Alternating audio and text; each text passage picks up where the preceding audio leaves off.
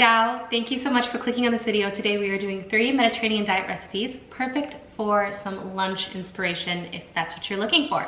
These recipes, of course, don't have to be for lunch. They can be anything you want them to be. I really love all 3 of these recipes because they're loaded with my favorite thing. Carbs. Well, I have a lot of favorite things. You know me, I love a lot of things, but I do love carbs, and I'm getting the question more and more, what kind of bread do you eat on the Mediterranean diet? What breads do you suggest? Are you even allowed to eat white bread or bread in general or pastas or all of that stuff? And I think I want to clarify before we jump into this video, everything is included on the Mediterranean diet. I will say that repetitively until it's super annoying, but I just want to make that clear. Like, you can eat whatever you want on the Mediterranean diet as long as it's in moderation and it's super high quality and it feeds both your mental health and your physical health. The Mediterranean diet is just kind of a guideline to eat in moderation, to try different flavor combinations, but it's not specific on the exact things you have to eat. What you have to eat is what you want to eat. This is your diet, this is your life. You're the one creating a zestful day with these delicious recipes. We're gonna be making a delicious balsamic mushroom Gruyere galette. And then secondly, we are going to be making a delicious ramp pesto focaccia. Homemade bread can seem intimidating. I think homemade bread sounds super intimidating until I discovered this recipe for an easy focaccia, and I am making it nice and seasonally spring today with that ramp pesto. And lastly, for the gluten-free, dairy-free family of mine here on YouTube, we're gonna be doing socca, which is from France. It is kind of a chickpea, a cross between a flatbread and a pancake. You can make it kind of softer, you can make it kind of crispy, and I'm gonna pair that with some homemade baba ganoush and a super refreshing, light and juicy tomato and cucumber salad. Let's move in to recipe number 1. I just preheated the oven to 350 degrees on convection bake, and we're gonna start off with recipe number 1, which is the mushroom Gruyere galette. You're like, Caroline, I can't whip out pastries for lunch. What are you talking about? It's actually so much easier than you think to make. So the reason why I love this recipe, because you can make it within like 20-30 minutes while you're working from home. You assemble everything within 10 minutes, pop it in the oven, ready to go. You know, it comes out in about 20-25 minutes. Or you can bake it in advance and then you just pop it in the microwave or the toaster oven, or just pop it back, a slice back into the oven to eat for lunch. The components are super easy. You need a pastry crust, aka pie crust. So a pastry crust can be made so in advance. It can be put in the freezer, put in the fridge, you roll it out. You can even roll it out and then store it in the fridge or the freezer. So pastry crust is super easy. You could even get it store-bought. You don't have to make it yourself. I made my own pastry crust because it's just so incredibly easy. Also, I wanted to use the flour called einkorn. Einkorn is one of my favorite flours, my favorite grains. So I did half a cup of einkorn flour because it's one of my favorites. I love how nutty and delicious that flavor of that flour is. And then all-purpose with lots of Kerrygold butter. If you're gonna spend the money on butter, get the best of the best. Kerrygold is some delicious Irish butter. It's so high quality, but it is Irish, it is European butter. European butter is much different than American butter. American butter puts more water in their butter, so it doesn't do the same thing in recipes. It's not a 1-for-1. So make sure if you do use Kerrygold, I left the recipe, of course, in the description for this pastry crust, but you're using good high quality European butter, it's gonna change some things around than regular American butter. But anyways, so I made the pastry crust and it's so simple. A lot of the best recipes in the Mediterranean diet don't include a lot of ingredients. If you look at French cuisine, Spanish, Italian, Middle Eastern cuisine, Northern African cuisine, where the Mediterranean Sea borders, aka the Mediterranean, these cultures don't come up with extensive, long lists of ingredients to go in recipes. It turns into something special, like this special galette, but it's not intense. It's not a lot of ingredients. All of these recipes have very few ingredients. Caroline just likes to complicate things and make the fillings extra because I'm Caroline. I'm not gonna not like put a bunch of flavors into everything, but really they are quite simple recipes. So I made the pastry crust, let it sit overnight so it got nice and hard. We want that butter as cold as possible. I let it sit out for about 15 minutes. We rolled it out super thin so it's easy to fold over for this galette. So I have the pastry crust rolled out on the baking sheet, ready to go. I just have it in the fridge because I want it to firm back up a little bit and make sure that butter stays nice and cold so we can have a luscious, flaky crust. For the filling can be whatever you want. That is your blank canvas, is the galette crust. Basically, I'm giving you 3 blank canvases in this video. A galette crust, a bread, and a gluten-free cracker flatbread kind of thing. You do what you want with them. I'm giving suggestions and all of that, but I want you to be like creative. Use what you want to use. So I used beautiful mushrooms here because every time I go to my farmer's market, they have the most gorgeous mushrooms, and it's just so hard every week when I go to get some greens to not leave without these expensive expensive mushrooms. Leeks are in season. It's May, it's springtime. Leeks are a delicious oniony flavor, so I decided to switch out. What you could use is just a normal onion, but I used some leeks. First, before I sauteed those leeks, I sauteed some thyme and garlic in with that oil, so I kind of infused that flavor in that oil because I was just, to be honest, too lazy to pick off that thyme. I was too lazy to mince up that garlic. I wasn't feeling it, but the flavor definitely got saturated in that oil, and the longer it cooked, the more just flavor it developed. After the oil kind of infused, I added in the leeks and I caramelized them up, medium-low heat. You don't want to ever cook olive oil too high of heat. Leeks can tend to burn really easily. They're a delicate vegetable. And then after the leeks finished, I went ahead and took that out of the pan. You got a little bit of crusty goodness on the bottom, which is great because that's just some flavor that we got to pick back up when I added in the mushrooms. I wanted to let the leeks cool before I picked out of the thyme and the garlic to just pitch those because they did their job. We don't really need them much more after that. So then I threw in the beautiful mushrooms, and then you just let them sit. I know you want to be in the kitchen and you just want to keep stirring. You want to just stir it, stir. You want to be on the grill and you want to turn it 100 times.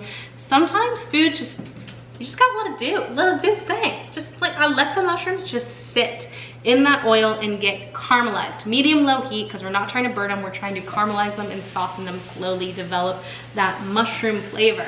So be patient here. It's gonna take a while for the mushrooms to get beautifully caramelized, and just let them sit. And once they are about 70% way there, I added in some balsamic, which is always delicious. Pairs so well with mushrooms. And then I also wanted to add saba. So I could not find saba in my grocery stores. I have not seen it since I was in Italy. It is kind of a grape must. It's similar to what I ended up using, which is pomegranate molasses.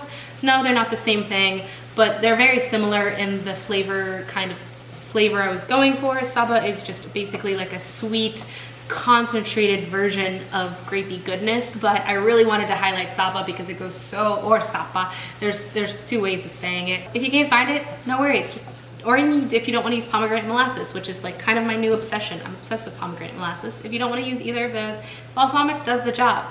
Balsamic, a little bit of wine, because I wanted to deglaze that pan and I didn't want to add too much water. Mushrooms are an absolute sponge. They'll soak up all that water and then they won't retain their delicious, chewy, yummy, hearty goodness. So I ended up adding some wine because that liquid evaporates and cooks off, and it helps to deglaze that pan because we had that caramelized goodness from the mushrooms and then the balsamic. So I wanted to get that all off, added in the leeks, and here we have the delicious. Did I say delicious enough? I seriously need to find another word than delicious because I'm kind of sick of myself saying delicious. But I have the mushrooms in the pan ready to go. You want to let them cool. We're working with very delicate butter here. No hot ingredients should be going into the galette when you go to assemble. If you don't want to use mushrooms, that's totally fine. Let's say you have some leftover eggplant. You can make an eggplant crostata. If you wanted to use tomatoes, if you wanted almost any vegetable, I'll leave a list of all the vegetables you could really just saute up. If you have leftover from the weekend or the week's coming to an end and you want to use up the vegetables, the random vegetables that you have before you go grocery shopping that weekend, whatever you're trying to do, if you have some hodgepodge vegetables, saute them up, throw them in with some cheese, cheesy vegetables in a delicious buttery pastry crust. I mean, come on, like that's freaking good. That's right. Doesn't it sound good? Doesn't that sound so good? Just some cheesy vegetables inside flaky, buttery dough, crispy goodness? No? Is that just me? Am I weird? Yes, we've established that, Caroline. Just as this is a great recipe to use up your vegetables, also a great way to use up your random blocks of cheese that are left over in your cheese drawer. Let's say you have just like a random block of mozzarella that you need to shred, some leftover Gouda from your charcuterie board. You have some random hunks of like brie or goat cheese or blue cheese, whatever cheese you really want, even if it's just a crumbly cheese, if it's a melting cheese, if it's something super creamy, like you have leftover ricotta from a recipe because, you know, there's just a fourth a cup left in your container, you smear it on the bottom of the crostata dough before you layer in the vegetables, and then you have like a cheesy base.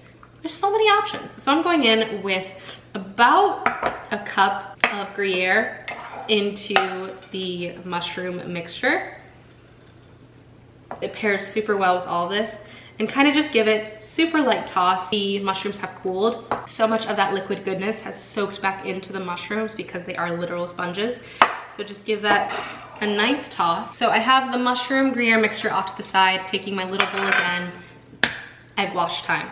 So an egg wash is simply just a beaten egg with water. So I'm gonna add about a tablespoon of water to this egg. You could also use cream or milk, but I'm just using the peasant version, which is just water, and just beat it up. And so what we're gonna do with that egg wash is kind of douse the outside of the crostada to make sure it gets golden brown and gorgeous and kind of almost shiny when it gets baked in the oven.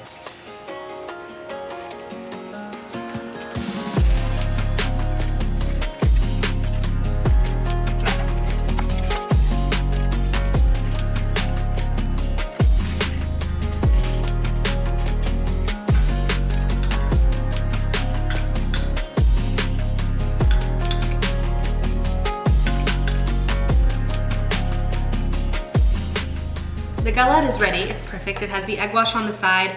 Is it beautiful? In its own way. That's what I love about this, is I'm not a pro baker. I will never be a pro baker. I'm not a perfectionist.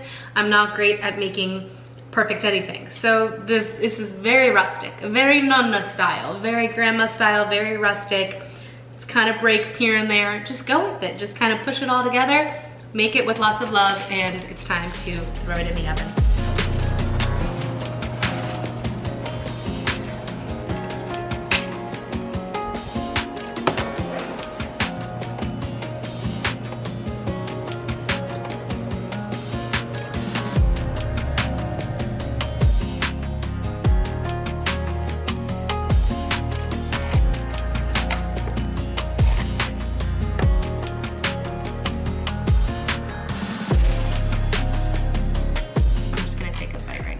I cannot resist. You have to give the galette a second to cool down before you cut into it, or else the dough will just be too flaky and too fresh out of the oven. A little bit of cheese pull. The crust is nice and firm and crispy on the bottom. You can hear that crispiness and the background noise of the oven, unfortunately, from that delicious egg wash, the butter. Let's taste test this balsamic mushroom galette.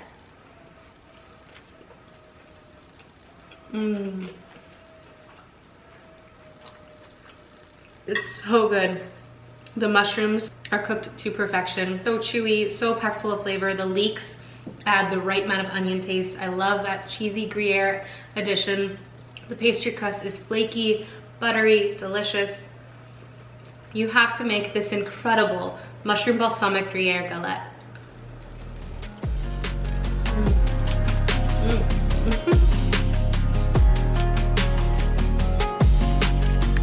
For the next recipe, we're gonna talk one of my favorite foods in the world, focaccia.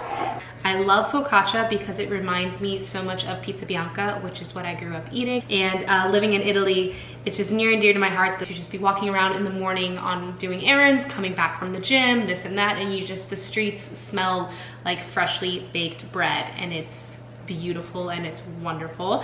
So anyways, there's nothing better than freshly baked bread.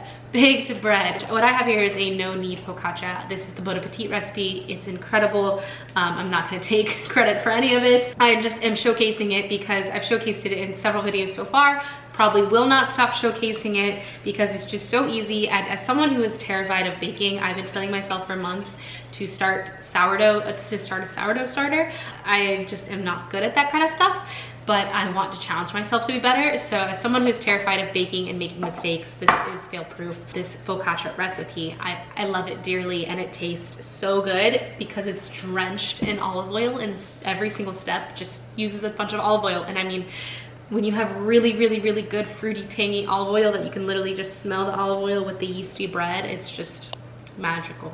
Purely magical is what it is. So it does take about 24 hours to make, in the sense that it just needs its time to do its thing. So I made the dough yesterday, and then I let it sit 24 hours about, you can leave it to sit up to 8 hours, 12 hours. Ideally, it's 4 is the minimum you can let it sit outside, but I let it sit in the fridge overnight and it doubled. It is ready to be put into the pan. So you take it and pull it and then fold it over itself. You do that 4 times every single side, and because you're quarter turning the bowl, pull it, fold it, quarter turn, so you do 4 of those so you can hit every single side. So I did that, and then you put it into a well-greased baking dish. I have a beautiful 9x13 nice USA pans, this really high quality pan, drenched in olive oil once again, and then you let it sit for at least an hour and a half up to 4 hours at room temp. And as you can see, it has definitely gotten much bigger than when I originally placed it in the pan. It's almost completely filling up this pan because it starts to get to room temperature and expands even more. So it's just patience and love and care to make bread, but it's still so easy. So I have this beautiful focaccia here, which I just need to dimple out. Just use your fingers and just give it the nice dimples into the focaccia that catches all that olive oil and that salt, that deliciousness. And then we're just gonna bake it off. It's as simple as that. And of course, I'm making it more special. I have a jar here of some beautiful ramp pesto. So ramps are in season right now. They are in season a very short time during the spring. Ramps are also known as wild garlic. They have kind of a white pinky stem, and then they have this nice beautiful leaf. And they are delicious, garlicky taste. I got these on my birthday with my mom because they were selling them, and they last quite a while in the fridge. We got them from our local market where I also got those mushrooms. They're a little bit harder to find, honestly, so if you can find them at your local market, it's where you want to find them. So ramps are that garlicky taste, and what better than a delicious cheesy pesto to make with those ramps. I didn't include any basil or parsley into this pesto. So pesto just really means sauce, and then pesto genovese is what is the classic basil pine nut pesto, but pesto can be anything really. I just use ramps. I actually had to blanch them because they're such a strong vegetable. They needed to be cooked a little bit before being added to this pesto. I switched out the pine nuts for walnuts because I personally think I need the stronger nut to hold up against this really strong garlicky ramp taste. So I chose a more meaty, heartier nut, and then of course lots of parmigiano, and then you know, your classic, a little bit of lemon juice to brighten it up. It definitely needed some lemon juice since we weren't adding in any herbs, and olive oil, and I didn't really add any more garlic because we've got the garlic already going on in here. So it's such a simple sauce. So if you are dairy free, which I always want to talk about, pesto can be made without parmesan. So without parmigiano. There's actually a sauce that's already created in the province of France called pesto. Sorry, I'm saying that wrong. I need to learn French. It's on my to-do list for this year. Not that I'm gonna learn it in a year, but I'm gonna start learning it.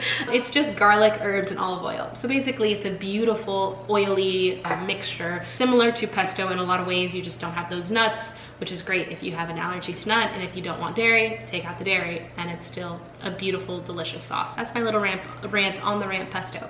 I'm not gonna add it to the focaccia before it goes into the oven because it will just burn and get brown and it won't look pretty, and the best part of focaccia is brushing it as soon as it comes out of the oven, similar to pizza bianca, my favorite thing ever, with more olive oil. So instead of brushing the focaccia with more olive oil once it comes out of the oven, which you could easily do if you're not in the mood for pesto, I'm gonna brush it in with the ramp pesto, and the cheese will slightly melt and it will get into the little divots and all of that crannies and the goodness of the focaccia. So I'm gonna go ahead and dimple it up, add a little bit of more olive oil on top, some flaky sea salt, and throw it in the oven.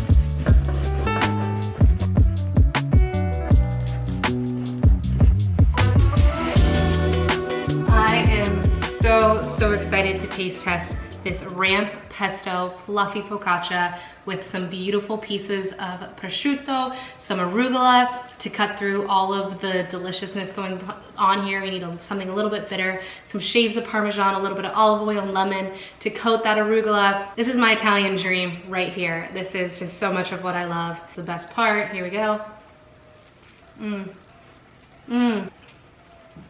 Honestly, sometimes I just need to shut up and just enjoy this. Guys, I have no words for this. I have no words for this right here. Other than, if you don't try it, I'm sorry for you. I'm just so sorry if you don't try this. I really do feel for you. That's all I can say. This is just the amount of variations of things you could put inside of this focaccia to call it lunch. That's all I gotta say. You have to do it. You gotta try it. For the third and final recipe, we are going to be making socca. So simple to make. It's just chickpea flour, garbanzo bean flour, and a little bit of water. This is gluten-free, dairy-free. It's an incredible, kind of almost crispy pancake flatbread kind of thing. And it's gonna be the perfect vessel for so many things. Because it's chickpea flour, I'm gonna be pairing it with some homemade baba ghanoush, which is so incredibly easy to make. I wish I had a grill to really get that like roasted, burnt, charcoaly, smoky flavor. Smoky is what I was looking for after all of those words. I finally found it. Smoky flavor. But basically you just broil a eggplant until you get it nice and charred and cooked on the inside. Take just the inside of that eggplant with some tahini and olive oil, garlic, and some lemon, and it's a beautiful baba ghanoush. And then with the baba ghanoush, something super smoky. We have the baked bread. I want something light and fresh to go with it, so I did a tomato cucumber salad, kind of like the same flavors of a Greek salad with just some oregano, some olive oil, some lemon juice, but you could also use red wine vinegar, some mint just to keep it nice and light and fresh, salt and pepper, and then there's some beautiful tomatoes and cucumbers. And then of course you could also use red onion. I chose shallot because I like a lighter oniony flavor. And I really like to use Persian cucumbers for this kind of thing because they're nice and crispy, but English cucumbers would work great as well. So I have the batter here for the socca, and I have the cast iron skillet. It's been in the oven for 30 minutes, heating up. It's nice and hot. It's ready to go. So the socca was also sitting for about 30 minutes, this batter. So now I'm gonna take the cast iron out of the skillet, out of the oven very carefully, because you can burn the crap out of your hands with the cast iron skillet. I have done it before. It was terrible, so we'll not be doing that again. To the piping hot cast iron skillet, I'm going to add about a tablespoon of olive oil, and you'll see that it just slides all around because the cast iron skillet is so hot.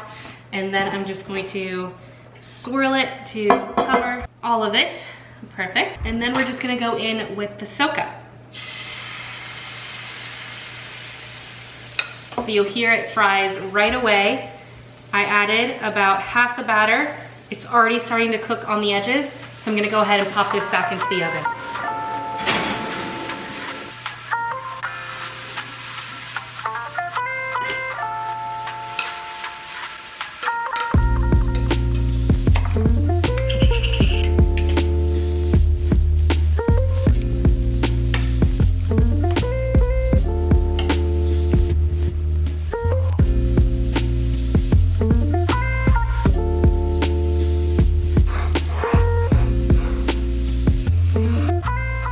Turned out crispy on the edges, delicious and fluffy on the inside. I'm gonna take a little slice of it with a little bit of baba because it's my favorite.